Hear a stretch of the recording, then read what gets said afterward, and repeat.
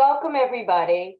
My name is Jill Zippin, and I am chairwoman of Democratic Jewish Outreach Pennsylvania. Thank you for joining us for this event tonight. For those of you who are not familiar with DJOP, I know many of you are, but not everyone is. We're the only Jewish Democratic PAC in the state of Pennsylvania, and we support candidates in the state of Pennsylvania that reflect both Jewish and democratic values. We did a lot this election cycle. We did 26 ads in 13 newspapers. We did 2 million digital impressions. We raised significant sums of money for federal and state candidates and for our own organization to enable us to run ads. Over the past year and a half, we've done 45 educational events. And I want to give all of you a round of applause because we could not do this work without your generous contributions of both financial support and your time. We made over 55,000 calls in phone banks across the state of Pennsylvania. And right now we're involved in the Warnock campaign. We did 3,000 postcards, made several thousand calls, and donated $5,000 to their campaign.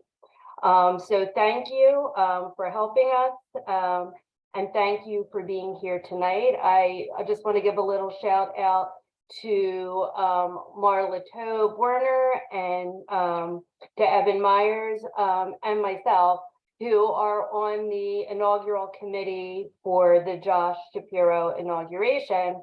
So it shows the work we do is important and lasting. We are thrilled tonight to have two great speakers.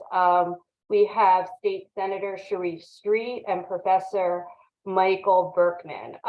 Before I introduce them, I just want DJOP to express its condolences to Senator Sharif Street on the death of his uncle, Milton Street.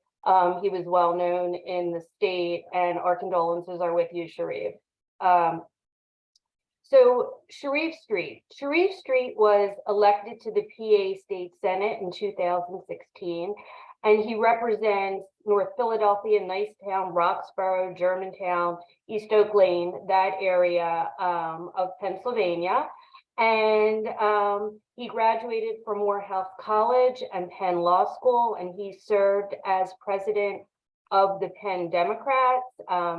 As senator, Sharif has dedicated himself to issues that make the lives of Pennsylvanians better. He was instrumental in the creation of Penny, Pennsylvania's state-based insurance exchange, and created the Urban Agriculture Infrastructure Grant Program. And he's worked on really important issues relating to climate change and reform of the criminal justice system.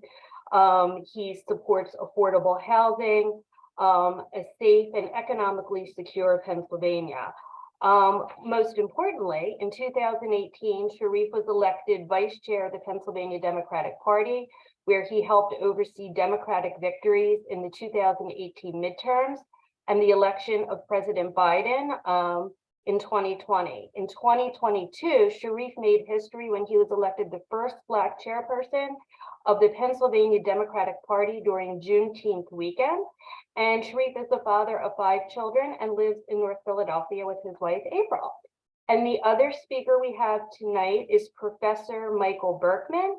He's a professor in the Department of Political Science and the director of the McCourtney Institute for Democracy, where he co-hosts the Democracy Works podcast. Berkman's research on American state politics and public policy has been published in journals such as the American Political Science Review, American Journal of Political Science, and State Politics and Policy Quarterly. He has written 3 books. His most recent, Evolution, Creationism, and the Battle for Control of America's Classrooms, won the 2012 Don K. Price Award for the best book on science, technology, and politics. So without further ado, we are going to begin with our speakers.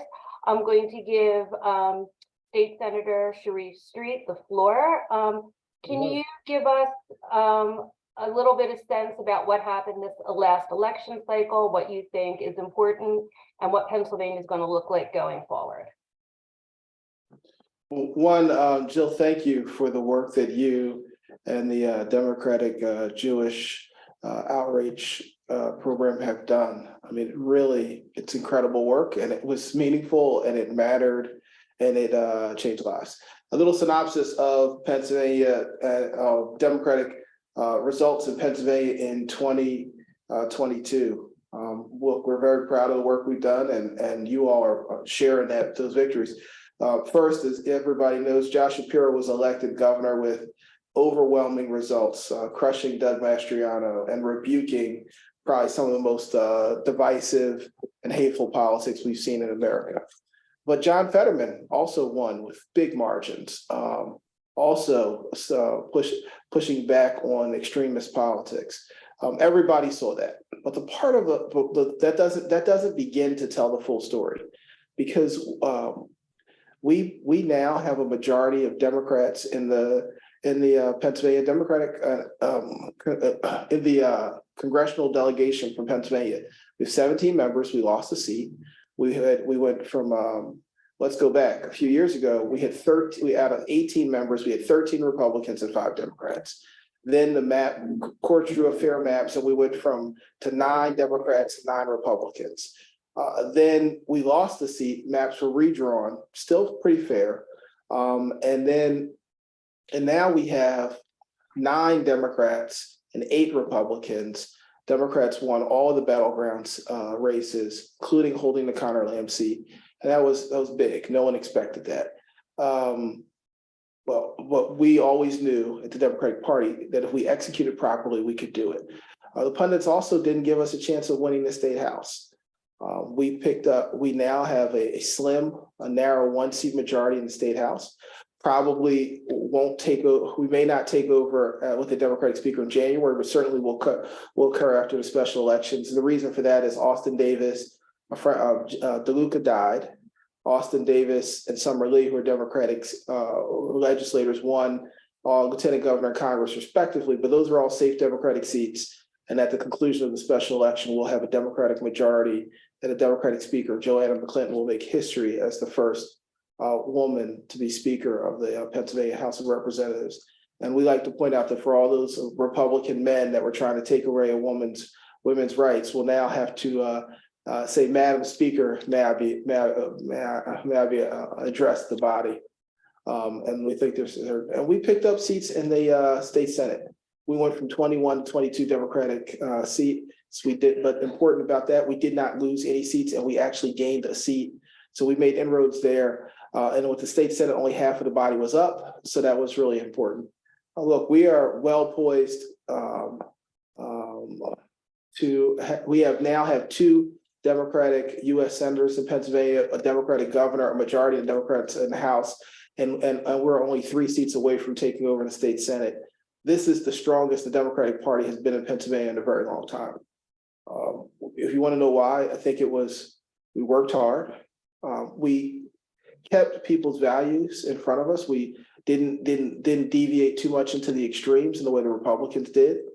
We were able to be a truly big tent party with people who were very, very progressive and people who were more moderate, but respected basic people's rights, a woman's right to choose, respected the right to vote, respected the fact that we need to respect one another and not be hateful, not be anti-Semitic, homophobic, Islamophobic, anti-immigrant, anti-woman, and so many other xenophobic things that the Republicans were pushing. I think their politics got too extreme for Pennsylvania, and Pennsylvanians pushed back in a strong way. As a Democratic Party, we were able to organize folks. We reached out in rural counties in ways that we didn't do in some past elections. And we were able to, at the same time, do a strong outreach to urban communities while maintaining the ability to talk to moderate voters in the suburbs and independents. We did a lot of things right. None of it was complicated, but what it required is a lot of people getting engaged. As Governor Shapiro frequently says, we just needed people to get in the game, and no one person had to be a hero, but we needed a lot of people to be engaged and involved in the process. think we did a good job of that. And the other thing is the Democratic Party reflects the diversity of Pennsylvania. We have a woman as Democratic speaker. We have an African-American Democratic Party chair, an African-American woman speaker. We have a suburban Jewish governor. We have who picked a African-American Christian lieutenant governor. We had a working class guy in John Fetterman from a small town running for our U.S. Senate nominee, and our candidates throughout the Commonwealth were as diverse as the Commonwealth of Pennsylvania itself. And because of that, we were able to win. Our new U.S. Senator from the Lehigh Valley, Nick Miller, is in his 20s. So we had young people engaged as well. So we did the things that were needed to do to be engaged. We got a huge number of young people to vote. We picked up a significant number of women votes, and we even performed better with working class white men than anyone expected us to perform. John Fetterman did better in working class, and Josh both outperformed President Biden's numbers in small rural communities, and we were able to win seats that people didn't think we could win. So I'm really proud of the effort that we had, but a lot of it was because there are a whole lot of people that we were able to get engaged and get involved in our efforts, and we were able to sort of get people engaged through these virtual tools that we gained through the pandemic and people gained proficiency in. But at the same time, we did a lot of live events as well, and sort of the hybrid style of doing things where sometimes we're virtual and sometimes we're talking to people in person was really important.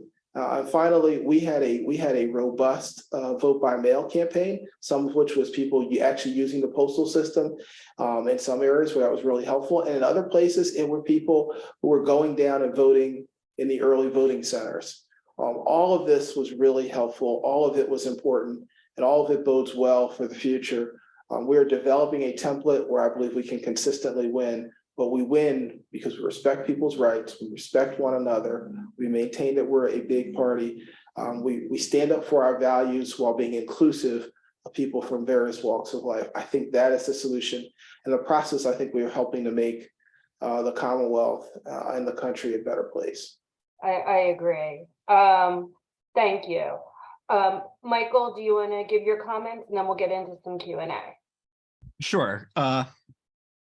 Yes. So thank you for inviting me, Jill, and nice to see everyone. And I'm going to pick up on the senator's theme that Democrats did pretty well.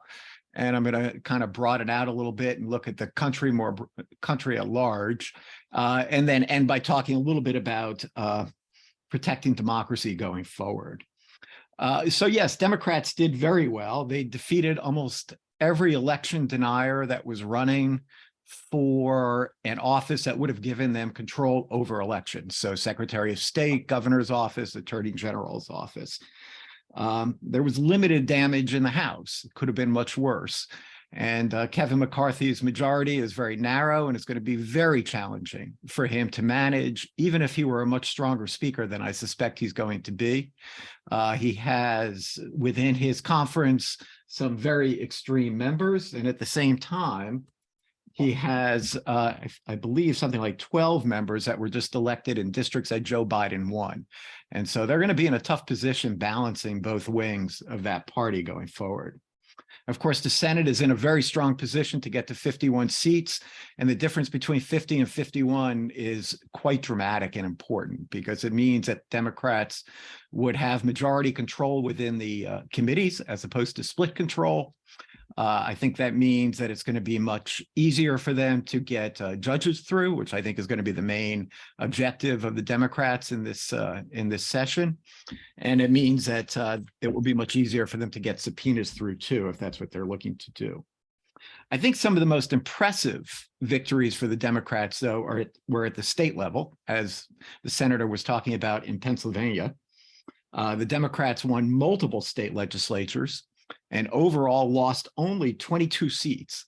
And most of the seats that they lost were in states that it really didn't matter that they were losing the seats, because they were in states that already had huge Republican majorities. Republicans, from what I had been reading, were anticipating winning hundreds of state legislative seats, and that just didn't happen. Democrats now have 18 trifectas for the first time. They didn't lose a chamber since 1934. It was the first time since 1934 they didn't lose a chamber in a midterm election. And of course, if you just think back to 2010 and 2012, well, especially the 2012 and 2014, those midterm elections were devastating for the Democrats. Between those two midterm elections, they lost over 1,000 state legislators, and the policy activity that came out of those Republican state legislatures was just devastating in terms of reproductive rights, in terms of labor rights, in terms of voting rights, and in terms of redistricting. So really impressive performance at the state level in particular.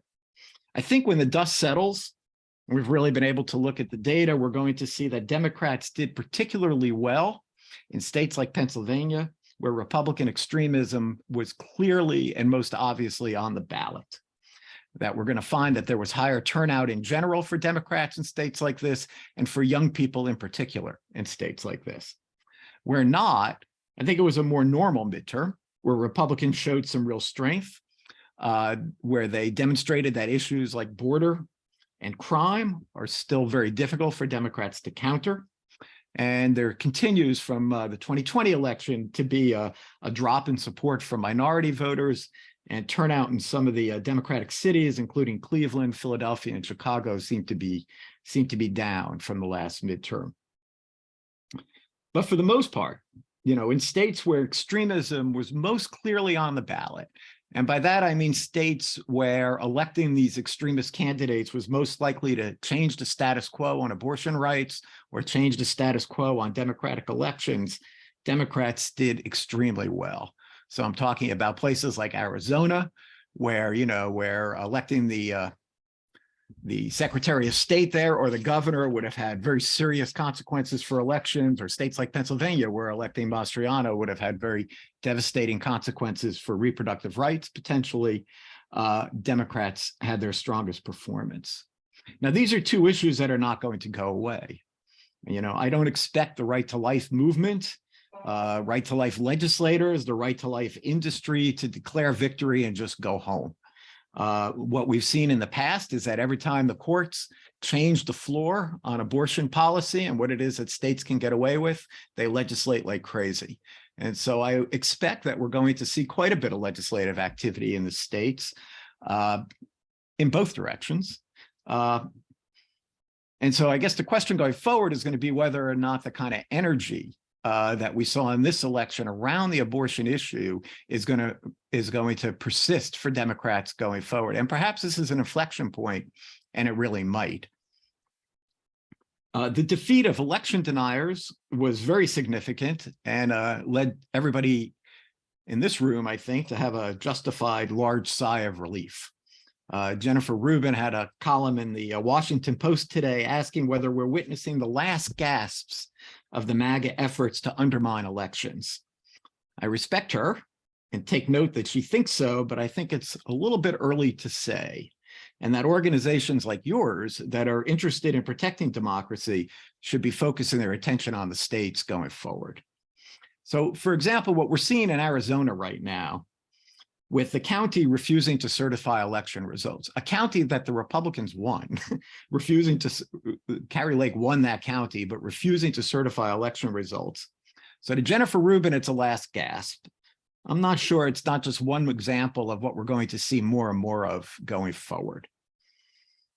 Within the MAGA movement, which I would just estimate at about 35 to 40% of the Republican Party, and another 40% is maybe MAGA adjacent. Within that movement, led by Bannon and Trump and some others, is a really strong acceptance of the idea that anything is justified in the pursuit of power, including the destruction of democratic institutions. In fact, sometimes I feel like that actually is the goal. Now, American institutions are strong, but elections sometimes strike me as perhaps a potential weak spot. Elections are highly decentralized, controlled by the states and then down by counties. They are led often by elected officials with partisan interests. And as we've seen, they can be attacked. You can't overemphasize the importance of the peaceful transition of power to democracy.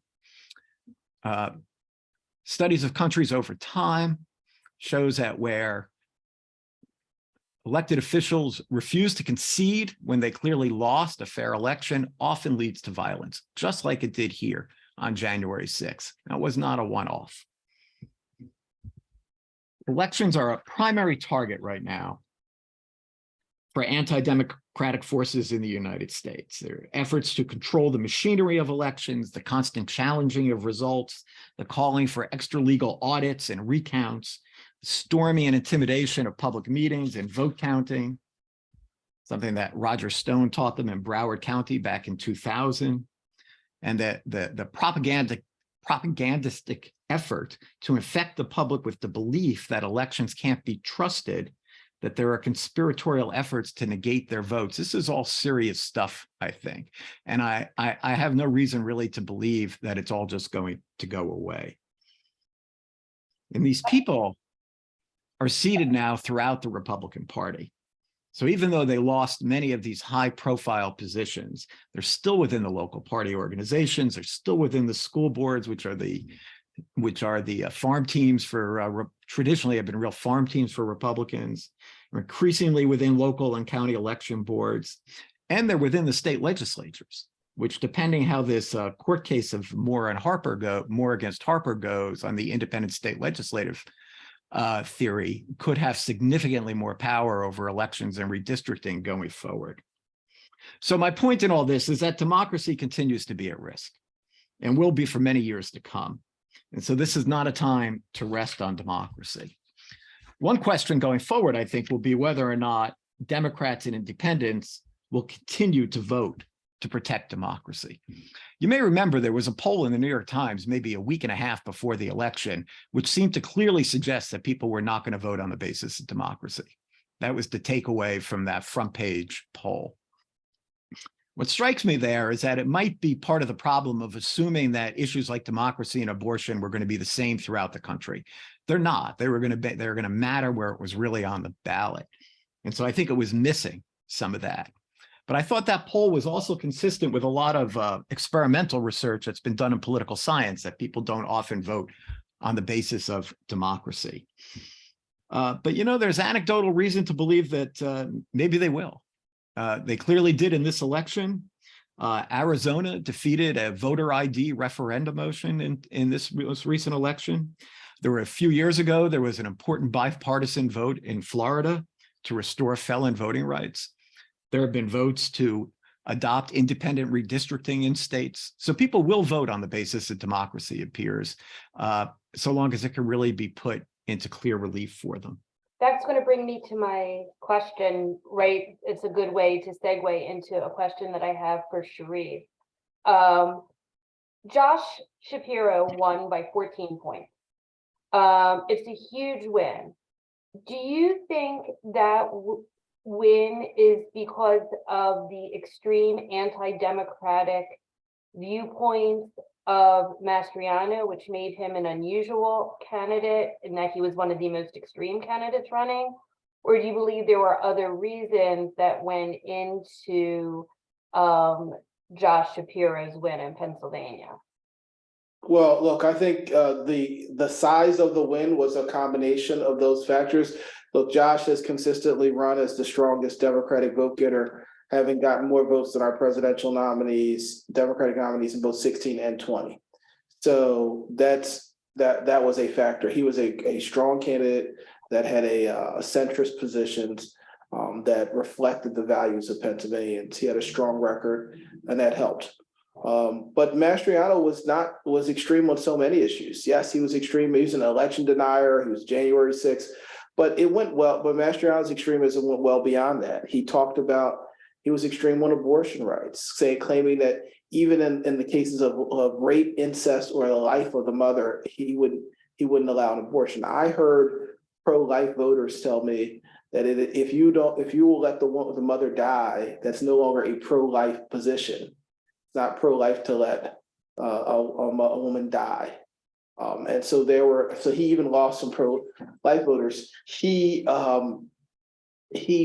marched with Proud Boys who are openly anti-Semitic, racist, and xenophobic, anti-immigrant. I mean, these are the folks who marched before January 6th in Charlottesville, marched on a pro-slavery march, where it started out as a pro-slavery march against African Americans and ended up with them chanting, "The Jews will not replace us." That's deeply disturbing, even to some Republican voters who may be fiscally conservative and therefore Republicans, but are not pro-slavery and certainly don't want to support anti-Semitic folks. And then when Heather Heyer, a young woman, was killed and run over by a car intentionally by these folks, and the former president said there were good people on both sides. So clearly that was offensive to a lot of people. That he marched with those people after that happened. And I see a comment about Gab. He used Gab, was a racist, anti-Semitic, white supremacy website. And I think that was disturbing to people. So, I mean, he was an election denier. He was extreme on abortion. He was racist. He was homophobic, Islamophobic, anti-Semitic. And I think Great guy all around. yeah, I mean, so he was pretty bad, and he was unapologetic about it. He held hearings 2 weeks before the election where his people were so over the top, negative and vicious that all of my Democratic colleagues refused to sit there. I stayed there to defend Josh and defend Democrats. In those hearings, he had people testify to say that programs like helping women become doctors, just in education, were discriminatory against men. He said that we shouldn't teach in history anything that made America look bad. Like, so we should not teach anything about lynching or slavery or discrimination against women. That should all be eliminated from history books. They had folks who referred to trans youth as objects, calling them that, and suggested their mere presence in school was an offense to other children. I quote, woman said, "My daughter should not have to look at that," referring to another student. And they also, Doug Mastriano was going to change this. So I think, Doug Mastriano was probably as extreme a candidate as we've ever seen. And Josh Shapiro was probably the strongest candidate that we've had in recent history in Pennsylvania. And that's why in a very moderate state, a very close state, we got a result of a 14-point win. It was both because Josh was really good and their candidate was really bad. And then as a Democratic Party, we had a campaign that was robust in every county. We were engaged in ways that they just weren't. And we had a lot of groups like this one that were supporting our efforts. So I think all of that led to it. I don't think you can point to one factor. Right. I will say All In PA and the state campaign was one of the best campaigns I've ever seen. I've been involved in this in a long time. So Sharif, kudos to you. I mean, it was an excellent, I don't know, other people who have volunteered, it was really quite excellent. Michael, I have a question for you, taking on a little bit about what Sharif said. So Mastriano lost, the governor candidate in Arizona lost. We saw a lot of these extremists, across the country lose.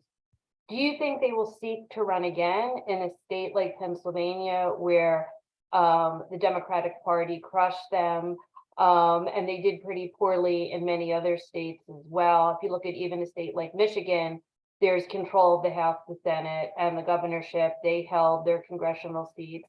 Do you think that the Republican Party learned a lesson from this, or do you think they'll go back into the well of extremism going forward? Well, I think many of them probably clearly learned a lesson that election denialism is not really a winning issue.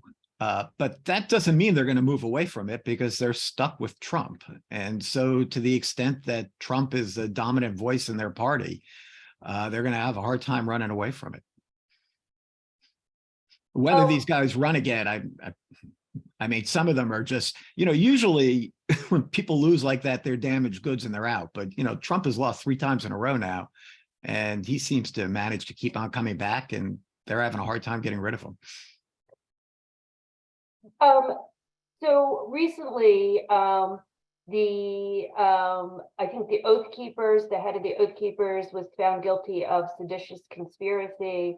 And I know actually some of the Oath Keepers were security to Doug Mastriano. That says a lot about Doug Mastriano, who was also at January 6th. And this question is for both of you. Do you believe some of these convictions will help the Democratic Party and will also cause the Republican Party to turn away from Donald Trump? I'll go with you, Sharif, and back to you, Michael. Look, I'm not sure whether these convictions in and of themselves will push the Donald Trump base away from him. I think they're pretty committed. There were some really disturbing things we saw out there in terms of their level of commitment, but I do think that it will make moderate Republicans less likely to be supportive. I do think it will make independent voters less likely. It certainly is going to keep any Democrats from crossing over. And I think that will allow us to have general election wins. But like Dr. Berkman, I am not optimistic that it will stop them from winning the Republican primary races, given the size and the enthusiasm of that base inside the Republican Party. The problem is Republican Party represents a minority of voters in the country, but Republicans plus independents can win, Republicans plus some moderate Democrats can win. But if you take but when you then fracture that party as deeply as this does, let's say it's a third, 35%, 40% of Republicans who are offended, that's not enough to stop anybody in a primary. But it certainly means they're only looking at 60% of Republicans in a general, 65% of Republicans, even 70%.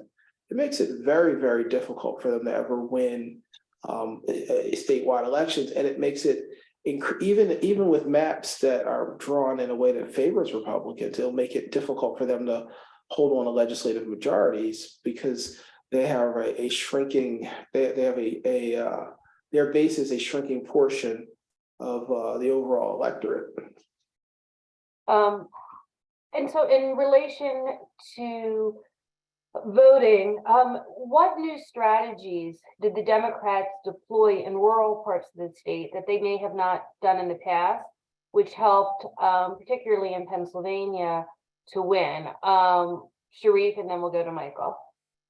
Well, one, we had robust organizers and outreach in every county, and every county we were engaged. Our candidates, our chair. We were everywhere. I traveled across the state. There were a number of days where Josh and I appeared together in 5 counties in a single day, and separately, probably each of us appeared in another 2 or 3. So we're doing 8, 9 counties in a day. We did that for months. And what happened in the past was Democrats did good in talking in urban and suburban areas, but we didn't get to some of these rural counties. And because of that, the Republicans, those were counties Republicans did and were going to win, but we kept the margins much smaller because there are a lot of people in those counties who either didn't vote or didn't feel empowered because we didn't show up. There was an event, John Fetterman did an excellent job campaigning and talking to small town voters. And we used a different voice. I mean, one of the things that Josh did a great job on, and I talked about as well, we were able to talk. We didn't concede faith to Republicans, which was important in rural areas.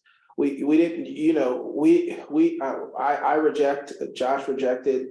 John Fetterman rejected. We rejected as Democrats the idea that if you were people of faith, one, that meant we had to all have the same faith. Two, that our faith would lead us to hatred. If we look at faith would lead us to want to reject things like helping the poor, standing up for justice, and loving one another. And so we talked about faith in a very aggressive way. Josh made it clear that he was a person of faith. He didn't back down from that he was a person of Jewish faith, but he made it clear that his faith guided him. And many times it is not which faith, it's the Democrats' failure to talk about faith and conceding that issue to Republicans that hurt us in rural areas. We also didn't concede patriotism or safety. We said it was unpatriotic to attack the Capitol. It was unpatriotic to undermine civil rights and voting rights for people. It was, those were important issues. And finally, we pointed out that Republicans were the ones who were voting to flood our communities with guns. Republicans were ones who refused to pass good rules like passing lost and stolen handguns, assault weapons bans, and background checks, all of which are very popular amongst voters, poll well amongst even Republican voters. And we said it is the flooding of guns that has caused so much death.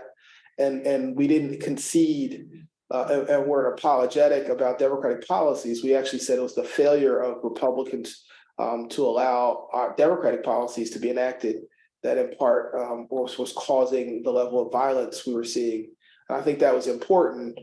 Even if Democrats didn't win on those issues, we certainly needed to be in the fight on those issues, and we were. So I think those are some of we're in the counties we weren't usually there, in rural counties, and then two, when we had a message that was delivered in a manner that was more palatable to small town and rural voters. Michael, you to that, and then I have a follow-up question to the rural question that I had. Given the fact that PA has done so well this election cycle, and in 2020 we elected Biden, do you believe that PA is now maybe a light blue state versus a purple state? I've been getting that question a lot. So first, if you can speak, follow up on the rural question and then get to the question about how you view Pennsylvania in terms of light blue versus purple. Yeah, well, I thought the senator gave a very comprehensive answer that I pretty much agree with. I mean, to me, the big thing is that we chose to compete, and that makes a big difference. And so I certainly saw here a much more concerted effort over the past couple of cycles to compete in rural areas. And then I think we also had somebody at the top of the ticket who just, not quite at the top of the ticket, but I'm thinking of John Fetterman, who really does have strengths out in rural areas that other Democrats haven't necessarily had. And he outperformed Biden in many, many counties, and that's certainly impressive. The question of, where Pennsylvania stands going forward, I don't know. I think it's going to take a few more election cycles to sort of see where this goes. There's no reason to believe that Democrats shouldn't be able to win consistently in Pennsylvania, I think, so long as they can maintain the turnout to do it. And keep in mind that turnout's been pretty high the past couple of election cycles, and that's worked to the Democrats' advantage. Anyway, it's not a good idea to call yourself a blue state, because that just demotivates and demobilizes. Now, there was talk prior to the election that there was going to be a red wave. It turned out to be a drip, if that. The only person who seemed to maybe call it correctly was Michael Moore. He was talking about the fact that Simon Rosenberger too. That he thought that the Democrats would have a better night than many of the pundits thought. Prior to the election, Michael, what were your thoughts? Were you in the red wave camp, the red drip camp, the Michael Moore camp? I mean, what were your thoughts, and were you surprised by what happened? I was. I mean, there were some others. There was the pollster, Simon Rosenberger, I think his name is, who was all over the place talking about how the whole red wave idea was being overstated. I was having a tough time reconciling that narrative with the fact that, high quality polls were showing extremely close elections in several states, especially for the senatorial elections. My concern in terms of a real Republican wave in the election was that the undecideds would break against the incumbent party, because it's often what you see happen. And so I thought a bunch of close elections and things break for the Republicans, then that could quickly add up to a very bad defeat.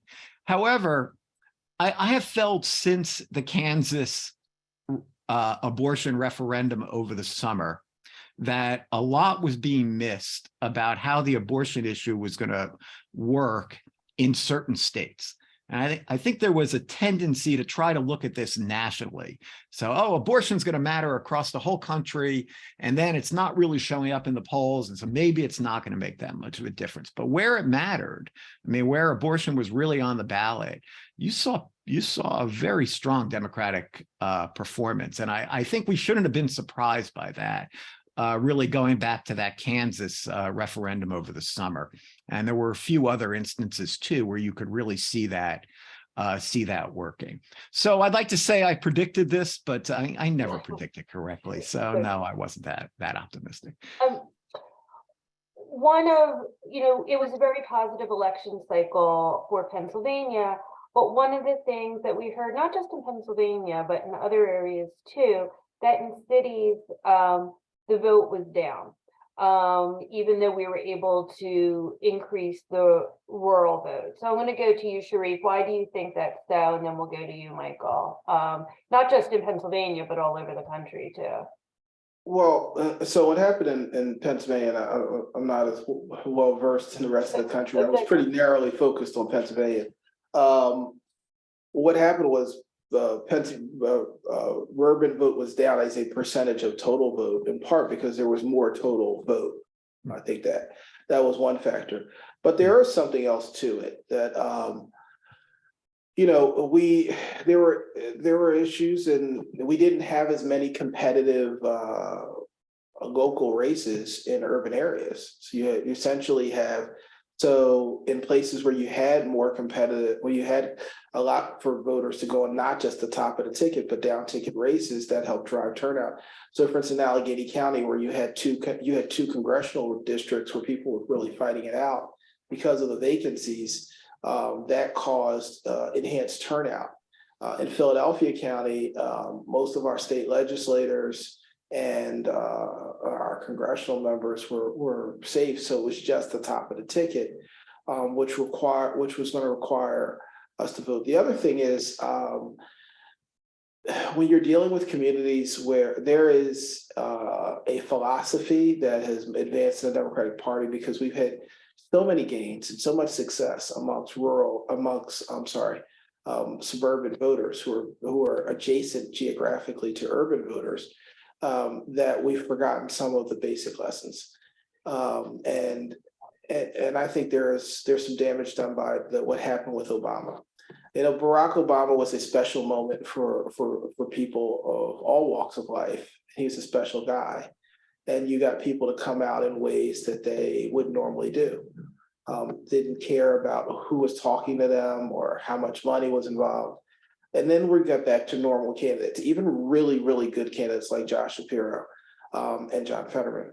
And what happened was, in a middle-class community, so we've got to a point where in Deminars, they call them Democratic seminars on field, they always say, that your best operation is a volunteer operation. And so what you want to do is get folks you hire organizers to call volunteers and get them engaged and involved. Well, that works really well in communities where people have their basic needs addressed. But if you know Maslow's hierarchy of needs, you can't get to some of this appealing to more intellectual things when people are in poverty and low income situations. So in communities where people are worried about childcare, trying to get back and forth to work, have jobs that have less flexibility, because you're not an attorney like I used to be, or an accountant or a doctor where there's some flexibility, but you're a security guard, a bus driver, a janitor, a nurse, any job where you must be standing there or you are penalized financially, then it requires a different level of organization. The other thing is, if you say, hey, we're going to have a meeting, everybody chip in $20 and we'll buy something. Well, you do that 3 times in a month, $60, $70, $80, $100, not a big deal, of course, a month for most of us, isn't for me. But if you're in a poverty community, $100, a huge deal, nobody's chipping in. So there's no food, there's no this. So I think this Democratic Party, we have to invest more in paid organizers. Not by organizers, I mean the person paying a person to knock on a door and ask people to come out, paying a person to drive, not paying a person merely to call people and asking them to knock on a door for free. And I think that has a tremendous impact, not only in Philadelphia, but across the country. And pre-Barack Obama, Democrats did that. Post-Barack Obama, because we didn't need to do it for Barack, we said we don't need to do this anymore. Well, we don't need to do it in suburban areas. We have great success there. But in low-income areas where a lot of African-American and Latino voters are, you have to do it. If you look at, say, upper-income Black and brown communities, it's fine. It works fine outside of Atlanta, where you have some of the wealthiest Black communities in the country, because those Black voters perform just like middle-class voters everywhere else. But if you have in like cities like Philadelphia, which is the poorest big city in America, you really do have to pay people to do some of that outreach. You got to make it easier, put people in vans. And I think if we pay for field, we can get the good result. Overall, the results were good. The margins were still very good. But I do think that tactically speaking, there are some issues, and we've started philosophically moving away from some things that used to work, because in a special moment, we didn't need to do it with Barack Obama, but in all other moments, we're likely to need to do that. Now, would that be the state party hiring organizers, or would it be like outside groups like the New Pennsylvania Project, which was modeled on the New Georgia Project? Because I knew Khadija Kenner, if anyone was involved with the New Pennsylvania Project, was doing some of that. Are you talking about outside groups? Yeah, so I think Party that it doesn't matter which group does it. I think it has to be the party or the candidates to do it at scale. Groups like Khadija's group were great, but they're not going to hire the number of people that we need. So unless you're going to have a massive outside group, you are going to need the candidates or the party to do it. Because what I'm talking about, so when my father was running for mayor, on election day alone, and the same thing was, the numbers were almost identical, and then Rendell ran for mayor, Democrats would spend in Philadelphia probably $2 million paying people to knock on doors on election day. Paid workers knocking on doors in low-income communities election day. We spent candidates, state party, all the Democratic organizations, maybe a few 100,000, 200,000 now, 10% of what we used to spend. And look, we're getting, if you want to just talk about return on the buck, we're getting a much better return on the buck. But in terms of total vote, the total vote turnout is down. The reality is that the margin, as you move towards harder to get voters, it is more expensive in terms of a per dollar out, like how much money it costs to get that person out. So the last voter is the most expensive voter to get out, because you maybe have to knock on their door 5 times, as opposed to a person's door who you hit once and they come out. And so we used to have 3 live, what we call hot knock touches, which means a person knocks on the door till someone comes out and makes contact. We used to pay for 3, or the median low-income person got 3 hot knocks, meaning they knocked and a person stayed. You don't count it as a hot knock till someone actually came to the door. And we would say the 3rd time we usually get them to vote. We were probably getting, the average person wasn't even getting 1 hot knock as opposed to 3. So there's some science behind this, but it requires a much different investment in field. Sure, you could do it through outside groups, but that would require a level of organization and financial commitment. It's not likely to happen in company pieces of the party. Does the state party have the money to do that, or do they need to fundraise to do that? Well, we always have to fundraise, because every dollar you spend for one thing comes out of something else. The other thing to talk about that is our fiscal, the way we fund the people who run parties. The general consultants are paid out of a percentage of media buy, and that's deeply disturbing too. Because so let's say you raise $100 million. And if the general consultant who's making overall decisions is paid by a percentage of media buy, if you take and spend all of that money, all 200 million on media, then they make $20 million. If you take, if 100 million, you make $10 million. If you take and spend 1%, $1 million on field, that now costs them personally $100,000. So they are fiscally, by the nature of the way most contracts are written, they are fiscally incentivized to not want to do field. because 10% of all the money you shift away from media to field results in them looking at money, them losing money personally. So I think we have to look at how we structure the financial agreements, and a lot of that is done at the DNC level, but it's certainly something I've raised with others and we have to look at. Candidates can certainly override people, campaign managers can, but general consultants are very powerful in these campaigns.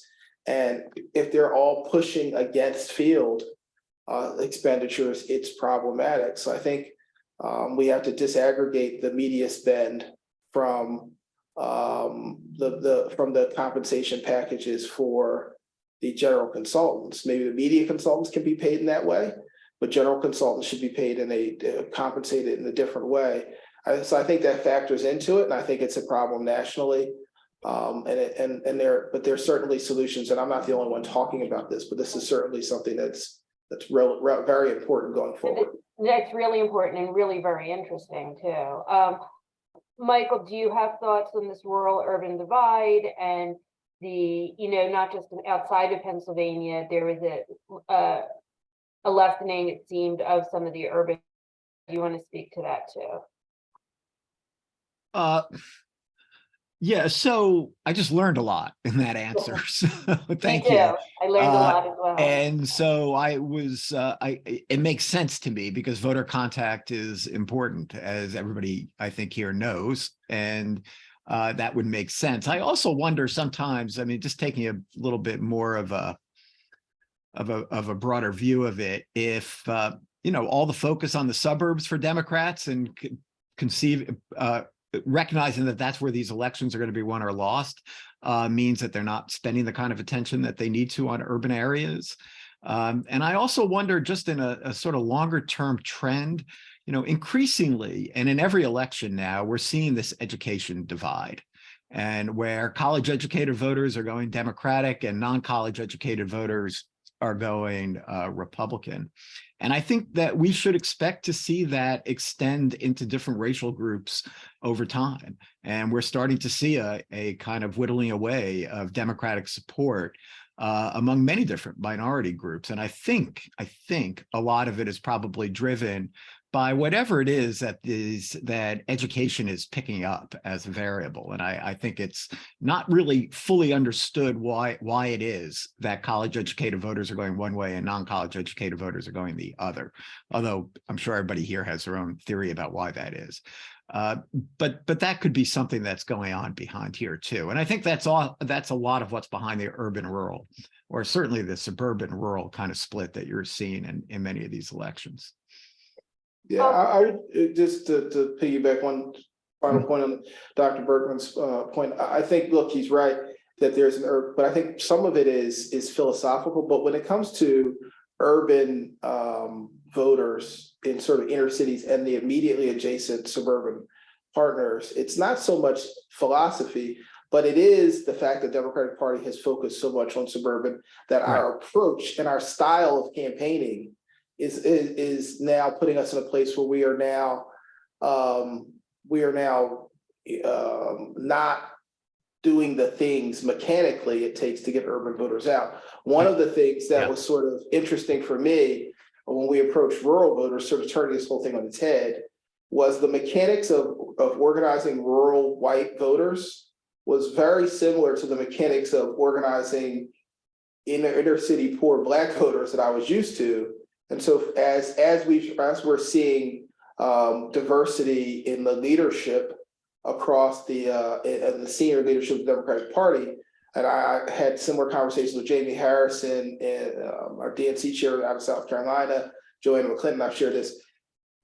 Poor white rural voters, organizing them isn't that different than organizing inner city poor voters in terms of the mechanics. Philosophy and ideas are very different, but the mechanics of it were familiar for me. And that's so there were areas where you didn't expect, hey, a Black or inner city chair to have some strength in terms of organizing rural white voters. But in fact, you could look at it another way. A guy who spent his career organizing poor people, one group of poor people had some strength in terms of organizing a different group of poor people. And so while I think poor inner city people values around issues are much more similar to wealthy suburbanites, the mechanics of organizing us is much more similar to rural poor people, if that makes any sense. Yeah. Mhm.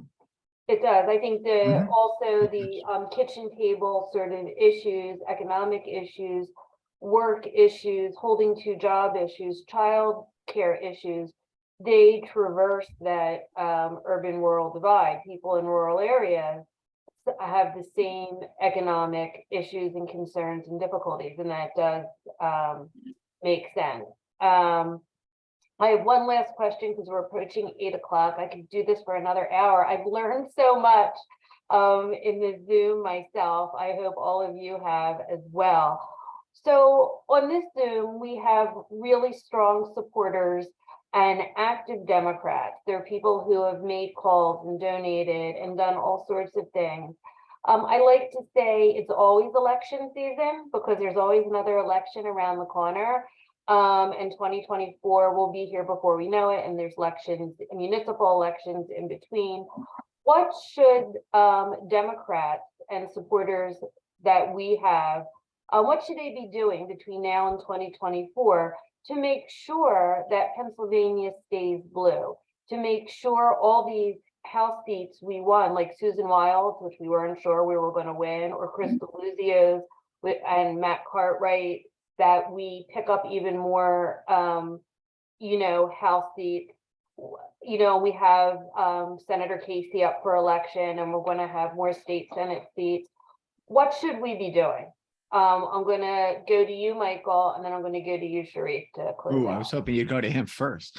Sorry, I was going to have him close this out, but go ahead, Michael. Well, I mean, the most obvious things that occur to me are to register voters and also to continue to build a sort of presence out in more rural areas where it might not exist as prominently as it should, to be able to put in the efforts that, as well as in urban areas, as we've been talking about. And Sharif, what should we be doing? Look, I would say we got these elections this year are critically important in ways that people underestimate. As you start off talking about American elections are decentralized, the people that really run the elections aren't the departments of state. They're the county boards of election, and they're on the ballot now. And one of the things Republicans have done a good job at, it's mayors, it's county boards of elections, it's sheriff officers. They're the ones that actually run the mechanics. It was so important. We do not get the victories that we get in 2020 and 2022. If in 2019, we don't pick up a bunch of county boards of elections. Delaware County, Montgomery County, Bucks County, Chester County, all have Democratic majorities in county boards of election. So things like making sure there are early voting centers to vote, making sure there are drop boxes. Even if state law permits them, we lose them if we have Republican county boards of election that are eliminating them. They're making it harder to use vote by mail. If you have sheriff offices so that you don't have to have outside folks, so sheriff offices that are doing voter intimidation for them.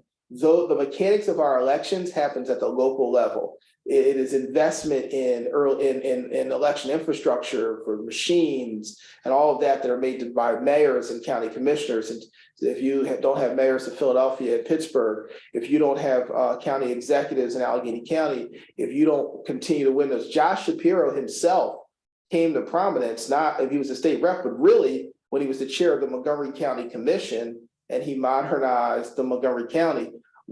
The strength of our party has to be we win these elections. And the second thing that's equally important, the appellate cases around election law are all going to happen in Commonwealth court, in state appellate courts, because elections are inherent. Most election law is state law.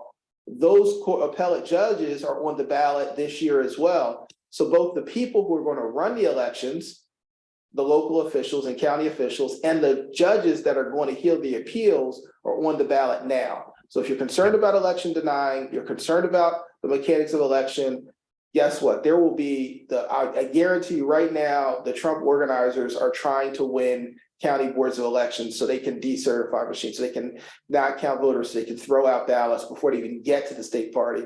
the state, the state board, the Department of State. They're looking to make sure they have judges that they can win that are pro-election denying now. So look, the battle for democracy is front and center right now in electing county boards of elections and electing local officials and electing state appellate court judges. So we have a lot of work in front of us. Yeah, I think that's really right. And in fact, the other side is focusing quite a bit on exactly those areas. And the other area where they're focusing that comes up in these odd year elections is on the school boards, where you're seeing increasingly well-funded efforts around this kind of weird parents' rights kind of thing to influence these school boards. And I think Democrats have not really matched that in a way that they need to.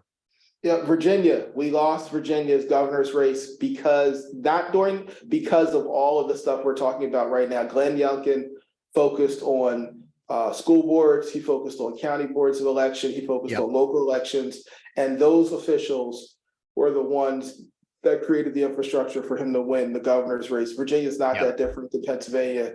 We need to make sure we're in the game this year. Yeah, it's why I think he's one that Democrats ought to watch out for, actually. I think Right, I agree. Youngkin has quite a bit of strength. Right, I agree. It's interesting exactly what both you and Sharif said he did. He went to the local level. He then won the governor's race. He made a name for himself. And now they're talking about him, running in a Republican presidential primary. So, voting at the local level is really important, not only because of everything you mentioned, but it creates a bench for us, for candidates to run for higher office. And that's really important. If you look at Missy Serrato's race, she's my state rep who beat Todd Stevens so we could take the House. Yay, Missy! She won by 67 votes. 67 votes. So every vote matters, every race matters, and we need to continue to be active, get out there, and continue to work. I want to thank all of you for being here tonight. I want to thank Senator Street. I learned so much from you tonight, so thank you. Michael Berkman, thank you. I learned a lot from you as well. Thank both of you for being here. Please continue to support DJOP. We will be continuing to do these free events. We have one on January 25th on polling. Polling fact or fiction. Everyone talked about the polls this election cycle. It'll be a really interesting event. And we're going to do an event in February about the importance of state races with Daniel Squadron of the States Project. We do these events for free, but we would love your support. So if you feel so inclined, please make a contribution to DJOP and sign up for our next event. Thank you so much again, Sharif and Michael, and thank all of you for being here. If you want to rewatch this video, it will go up onto our YouTube channel if you want to rewatch it. So thank you so much and have a good evening all. Bye-bye. Bye.